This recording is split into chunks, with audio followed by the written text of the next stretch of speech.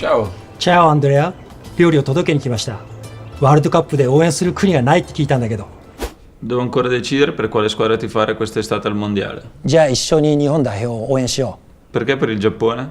日本のサポーターは観戦するときにですね、こういう青いゴミ袋を持ってこうやって応援するんですね。そして試合後、このゴミ袋にゴミを入れて持ち帰る、そういう観戦マナーの良さが日本代表のサポーターのいいところなんですね。 Wow, fantastico. 実は日本から特別なお土産を持ってきました。これはだるまといって、願い事をするときにまず左目を書き入れて、そして願い事が叶った後に右目を入れるんですね。で、日本代表の勝利を願って、ぜひとも目を入れていただきたいんですけど。頑張れ日本。